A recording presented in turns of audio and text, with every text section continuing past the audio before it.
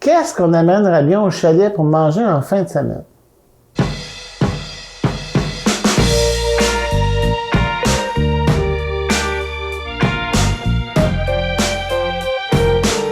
Bonjour tout le monde! Cette semaine, je vous propose des recettes pour amener au chalet. Souvent, les fins de semaine, on reçoit de la visite, ou même pour nous autres. On n'a pas le goût de cuisiner là-bas, on va emporter des choses toutes faites. Alors, je vous propose 3 recettes. Des classiques un peu réinventés même dans certains cas. La première, minestrone, tout le monde connaît ça, la fameuse soupe repas. Ça fait un bon lunch midi, c'est rapide et c'est complet. La seconde recette qu'on va faire, ce sont des cannelloni farcis aux champignons. Ça peut être un plat comme plat principal ou en accompagnement, exemple avec un poulet grillé ou une pièce de viande, peu importe, un steak ou quelque chose comme ça. Et puis après ça, comme dernière recette, on va faire un genre pot au feu. C'est à partir de cubes de porc. Ce sera un porc style cacciatore. C'est la base de la recette cacciatore que j'ai améliorée en ajoutant des légumes dedans. À ce moment-là, ça devient plus un repas complet. On part tout de suite la première recette avec le fameux minestrone. Plusieurs recettes existent. Moi, je vous fais la mienne. Plutôt simple, plutôt rapide à faire, comme toujours le nom l'indique, expressément cuisine. Donc, ce que ça prend dans mon cas à moi, ça prend du poireau, ça prend du céleri, des carottes, de la courgette, du bouillon de poulet. Ça va prendre des tomates en dés, du jus de tomate, du beurre pour faire venir les choses. Puis vers la fin, pour la rendre un peu plus, je veux dire, consistante et nutritive et complète, on va ajouter des haricots blancs dans la soupe, comme souvent les minestrones, on les retrouve, et puis une pâte alimentaire. Dans ce cas-ci, moi, je vais ajouter de l'orzo parce que je trouve que de l'orzo, ça donne une certaine consistance à la soupe, mais sans pour autant innobuler, comme exemple un coup de macaroni ou un fusilli, où c'est un peu plus majeur qu'on retrouve dans la soupe. J'aime mieux avoir plus de légumes que de la pâte alimentaire. Okay? Par rapport à mon goût à moi, là. Et puis, il y a d'autres recettes aussi dans les minestrones où on retrouve souvent peut-être même des morceaux de viande ou encore des fromages. Exemple, on va faire la soupe et on va rajouter à l'intérieur une croûte de parmesan pour donner de la saveur ou du goût ou peu importe. Alors, je vous laisse libre d'aller selon vos fantaisies à vous autres, selon ce que vous aimez, ce que vous êtes habitués. Moi, c'est une petite recette de base rapide que je veux vous partager. On commence tout de suite, donc, à base du chaudron, on va mettre un peu de beurre pour faire revenir les légumes.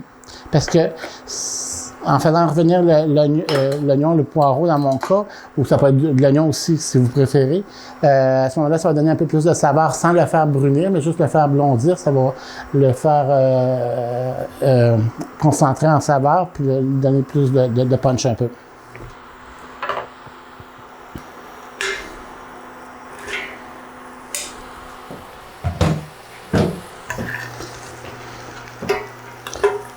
Puis souvent au chalet, les soupes, c'est toujours intéressant parce que ça fait un repas vite fait, et puis tout le monde aime ça, puis c'est très réconfortant. Donc, il y a le minestrone, il y a aussi que j'aurais pu vous proposer, comme on a fait dans des recettes antérieures à la télé, la fameuse soupe de courge butternut. Vous pourrez aller voir sur le site. Elle est là encore, alors ça peut être intéressant aussi avec cette courge-là, une soupe d'automne, une soupe réconfortante. Quand je dis qu'on donne plus de saveur, c'est ça comme le poireau ou la carotte aussi. C'est des légumes qui ont beaucoup de sucre. Ce qui fait en sorte qu'avec le beurre, le fond, sans les faire brunir, caraméliser, c'est pas ce qu'on veut, mais le fond devient un peu légèrement caramélisé. C'est ça qui va donner beaucoup de saveur au goût. C'est ça qui, une fois, va donner plus de punch, plus de moins drabe un peu, c'est plus d'intensité au goût de la soupe, là. Je vais mettre toute la carotte aussi avec ça. Puis on va laisser, comme je vous dis, cuire ça un petit peu, là. Il s'agit de ne pas aller à un feu trop fort non plus pour éviter que ça brûle, mais plutôt que ça devienne plus caramel, là, sans donner de coloration. C'est un peu bizarre l'explication, mais ça donne trop de coloration non plus aux légumes. OK. Dès que c'est bien revenu, puis on sent un petit peu que ça veut un peu caraméliser dans le fond, c'est déjà prêt. À ça, je vais ajouter le céleri, la courgette,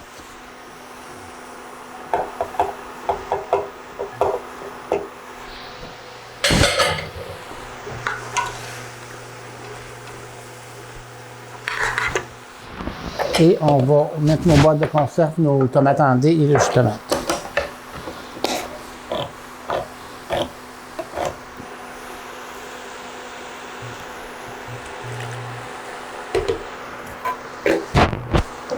Et le jus.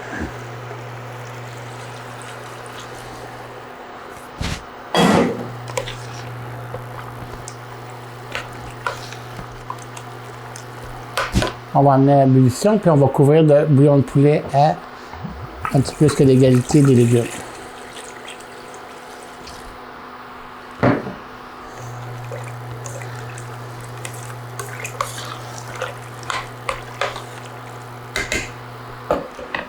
Une fois que ça a commencé à bouillir, je vais baisser l'élément, puis je vais le faire cuire à environ 40-45 minutes, le temps que les légumes soient bien cuits. Puis suite à ça, on va rajouter les haricots blancs, dans mon cas, puis leurs os. On va repartir l'ébullition, on va rajouter les pâtes, puis on va laisser recuire peut-être une vingtaine de minutes, le temps que les pâtes gonflent, puis soient à point. Là. Et puis la soupe sera prête à servir. Donc, en attendant que ça bout, je vais m'installer, puis on va commencer à cuisiner nos fameux cannelloni aux champignons.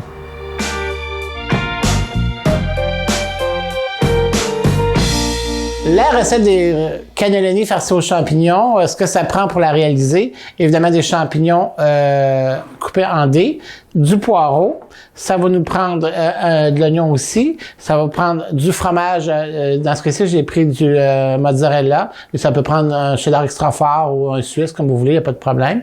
Ça va prendre pour faire la sauce, on va faire un velouté, c'est-à-dire un velouté, c'est partie de lait, puis partie de bouillon aussi, je trouve que ça donne un peu plus de saveur, de goût, de punch. Ça prend du beurre et évidemment de la farine pour réaliser la sauce. Alors, je commence tout de suite la farce avec du beurre.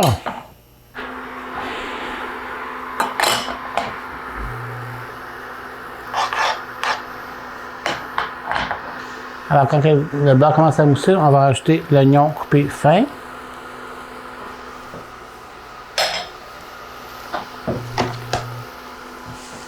Quand l'oignon commence à tomber, on peut rajouter le poireau.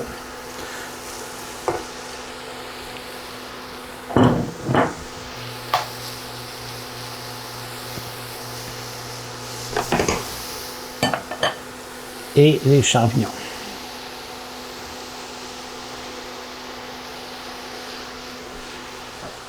On va poivrer. Évidemment, ça a toujours du punch.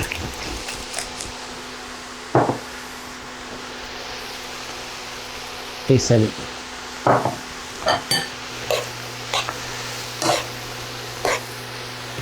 Et ça ici, on va faire réduire ça presque pas tout à fait à sec, mais assez bien cuit, un peu compoté, pour farcir les fameux cannelloni de tout à l'heure. Je vais mettre ça sur l'autre élément ici. Puis je vais prendre ma soupe ici qui a cuit pendant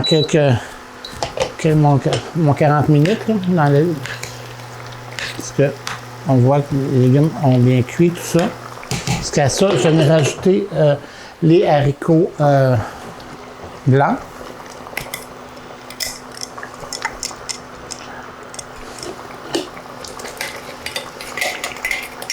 Comme toujours, comme je dis toujours, soyez pas inquiets, les quantités sont inscrites sur le site. Alors, vous cliquez sur le site de la TCBF, Expressément Cuisine. Vous allez voir la rubrique de la recette de la semaine. Exemple, cette semaine, qu'est-ce qu'on apporte au chalet, qu'est-ce qu'on mange au chalet. Et puis, vous cliquez sur la petite ligne, voir les recettes, puis tous les ingrédients, les recettes sont marqués là. Alors, quand ça bout bien comme ça, je vais rajouter leurs os à l'intérieur. Il ne faut pas oublier que quand on met des pâtes alimentaires, ça triple ou ça quadruple. Hein? Fait que c'est environ une demi-tasse de pâte alimentaire.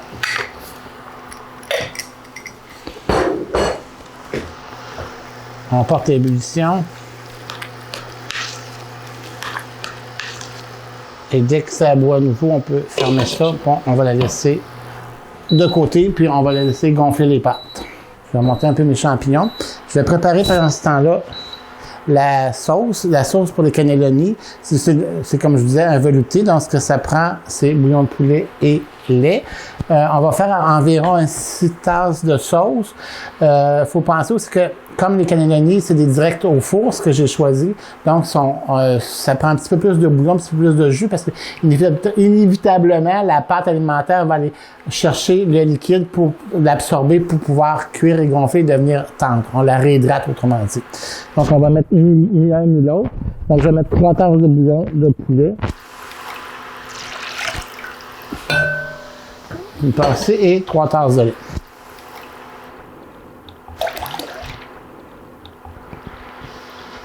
Et j'aime bien faire quand on fait des béchamels comme ça, que le lait, le bouillon, le liquide soit déjà chaud, parce qu'à ce moment-là, ça l'active puis ça prend moins de temps à cuire la fameuse sauce.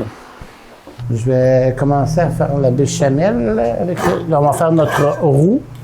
Donc, ce que ça prend, évidemment, du beurre. Je vais aller chercher de la farine. Je vais préparer numéro 2, OK? Parce que le numéro 1 va être un peu trop clair pour ça. On va préparer le numéro 2. Entre guillemets, comme dirait ma mère, 2 faibles. Et puis pas un numéro 3 parce qu'à ce moment-là, ça serait trop épais. Vous savez c'est quoi? Donc, numéro 1, c'est une cuillère à table de beurre, une cuillère à table de farine, une tasse de lait. Numéro 2, c'est 2 cuillères à table de beurre, 2 cuillères à table de farine, une tasse de lait. Numéro 3, ainsi de suite, vous avez compris le principe. Donc, dans mon cas ici, on veut qu'on a 6 tasses. On va aller à peu près une douzaine de cuillères à table. Donc, ça fait à peu près presque un 3/4 de tasse de beurre. Sachant que c'est 15 cuillères à table par tasse. Bon, une fois que le beurre est bien fondu, on ajoute la farine pour faire le roux. Donc, environ 6 cuillères à table, ce qui fait 2 par... C'est question de peut-être d'habitude, vous allez dire, mais ça fait presque 2 cuillères à table de farine par cuillère, comme ça. Ce qui va en faire 12 dans notre cas. Vous voyez que les champignons, ça commence à diminuer. On va le brasser un petit peu pour faire la fameuse farce.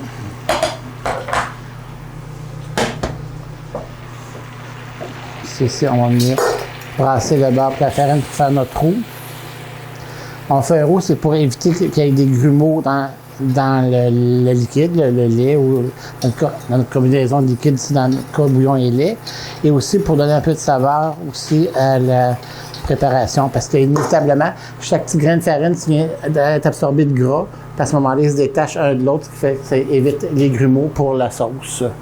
Je vais aller brasser la soupe un peu de façon à ce que les pâtes ne viennent pas en pain entre elles-mêmes. On voit, il faut que ça devienne un peu roux, pas trop non plus, parce qu'on ne veut pas que ça brûle, là, mais il faut que ça devienne un peu, pour que ça soit un petit peu plus goûteux. Là. Bon, une fois que notre liquide est bien chaud, on va attendre un petit peu que ça soit un petit peu plus roux. Ça commence, là. La coloration un petit peu.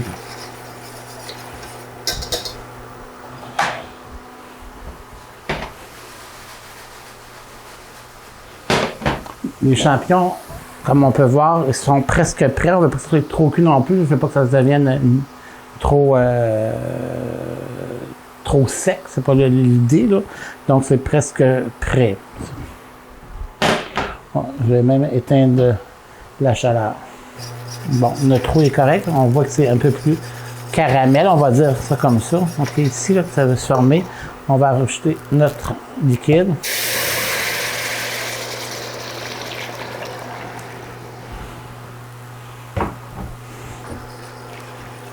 Puis là, vous brassez constamment.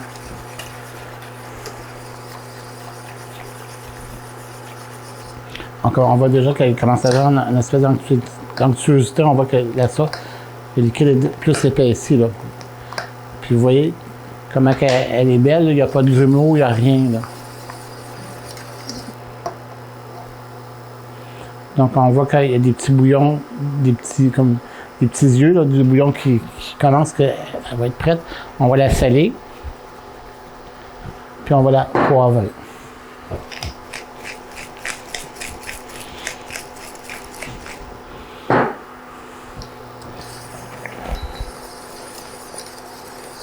On voit qu'elle La sauce, elle nappe vraiment bien la cuillère. Donc, c'est prêt. Bon, ça, on va mettre ça de côté. C'est que, une fois que c'est fait, une fois que la farce est faite, il faut farcir les cannelloni. Donc, la farce, une fois refroidie, ça donne ça ici. OK? Pour farcir les cannelloni, ben, c'est ça, je ne cacherai pas cette... Ça me demande un petit peu de patience, mais c'est pas si pire que ça. Donc, on prend nos cannelloni. On va prendre un plat qui va directement au four.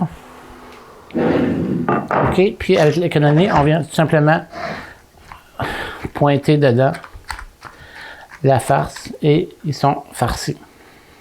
Donc, nos cannelloni sont remplis comme ça. Fait que je vais... on va mettre la sauce béchamel par-dessus. Le velouté qu'on a préparé. Puis on va retourner ça au four environ à 350 environ. Ben, le temps qui cuise plus ou moins 45-50 minutes. Là.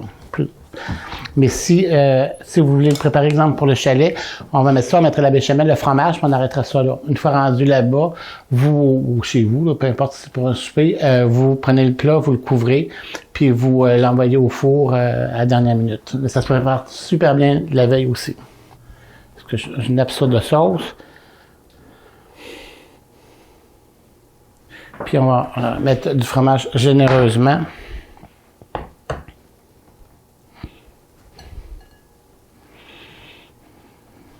Et on envoie ça au four à 350, 45-50 minutes. On peut couvrir au début la première 20 minutes, 25 minutes. Puis une fois que la cuisson est partie, ben vous poursuivez. Puis après 25 minutes, pour le restant des 20-25 minutes, vous enlevez le dessus pour que ça vienne bien gratiner. C'est ce que je vais faire tout de suite. Puis on prépare maintenant notre fameux porc cacciatore.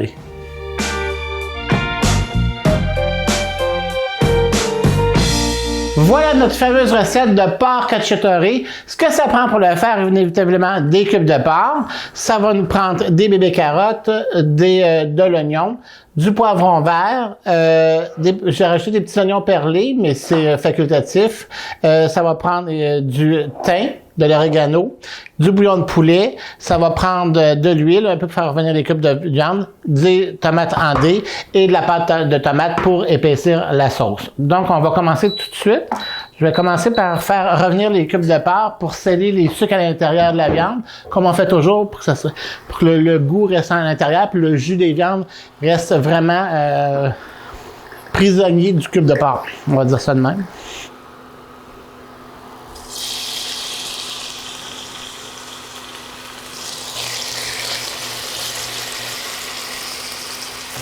Quand nos cubes de porc sont bien rôtis, on va les retirer.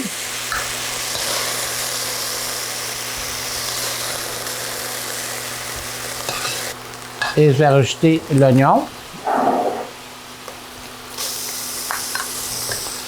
Pour éviter que ça brûle pour commencer la cuisson, on coupe un peu la chaleur avec un peu de bouillon de poulet.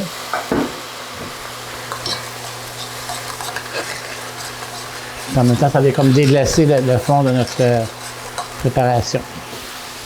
Je vais laisser réduire ça à sec. La recette aussi, c'est au lieu d'avoir un peu du bouillon de poulet, on aurait pu prendre du vin blanc aussi, comme vous voulez. C'est bien aise à vous.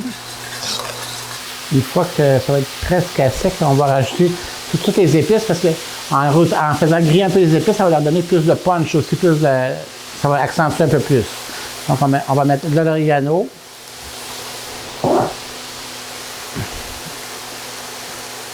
Du thym. On va mettre du poivre. On ajoutera le sel tout à l'heure.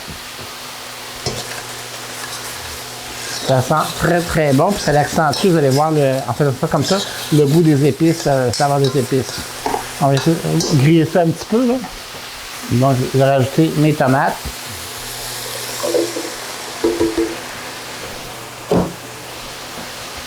La pâte de tomate. Un petit truc, j'ouvre toujours les deux côtés d'une boîte de conserve de pâte de tomate, comme ça que ça me permet de vider complètement la boîte d'un coup. On brasse tout ça. Et ça sent tellement bon, là. Alors, quand ça bout, je vais venir ajouter mes cubes de viande. Avec tout le bouillon qu'il y a à l'intérieur aussi, parce que toute la saveur est là. Et je vais venir déglacer avec un petit peu de bouillon de poulet.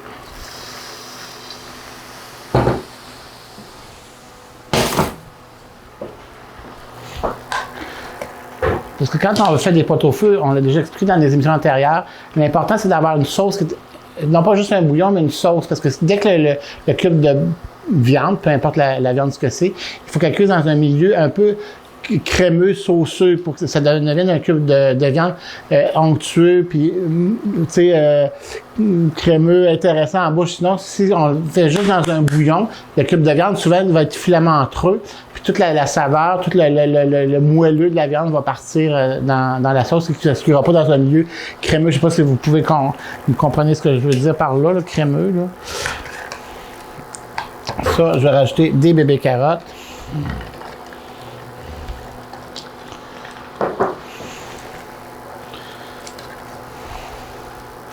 Parce qu'on voit bien que les tomates ici, c'est pas juste du bouillon, là. C'est vraiment comme épaissi, là, tu sais.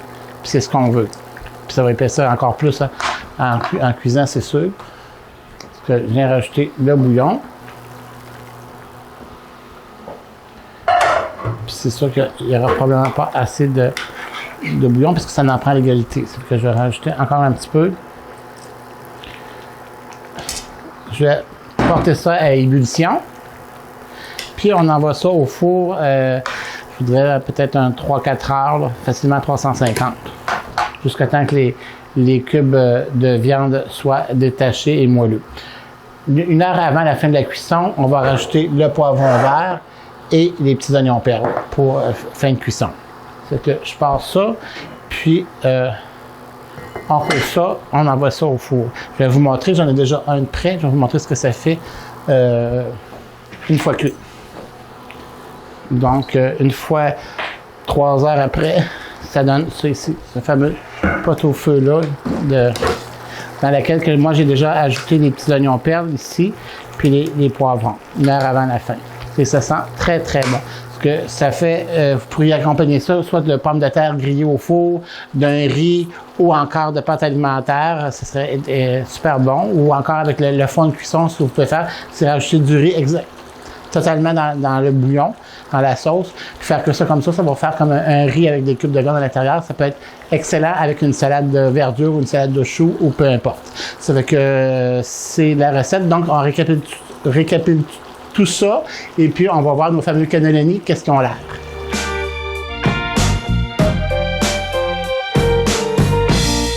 On est prêt à partir pour le chalet avec nos plats.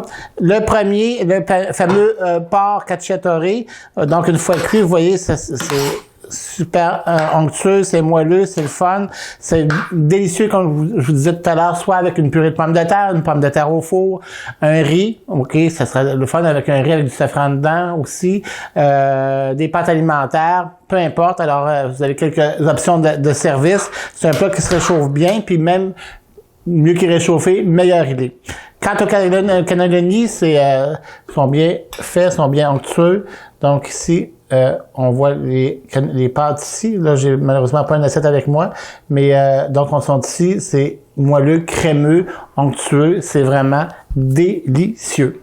Puis petite surprise du midi, évidemment, notre fameux minestrone qui est bien consistant, bien réconfortant. Ça fait qu'on a tout ce qu'il faut pour passer la fin de semaine. Alors donc, peu importe que vous ayez un chalet ou non, vous pouvez faire les plats parce qu'ils sont vraiment excellents. Je vous souhaite une bonne fin de semaine. Au plaisir. Bye bye, à la prochaine.